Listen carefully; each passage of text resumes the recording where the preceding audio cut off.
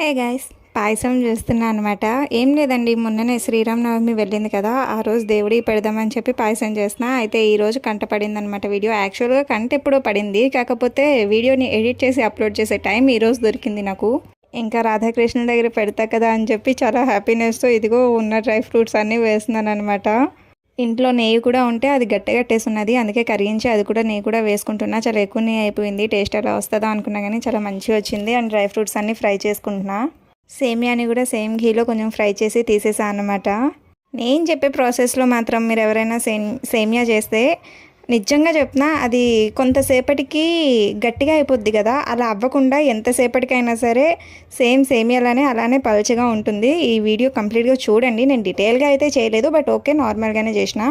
అయితే milk boil చేసిన తర్వాత కొంచెం మిల్క్ తీసి ముందే సైడ్లో పెట్టేసుకున్నా. ఇంకా బాయిల్ అయిపోయిన మిల్క్లో సేమియా వేసి అది కొంచెం మంచిగా బాయిల్ అయిపోయేంత వరకు పెట్టేసాను అనమాట. సేమియా కూడా అది బాయిల్ అయిపోయింది అని తెలిసిన తర్వాత ఇంకా షుగర్ వేసుకున్నా.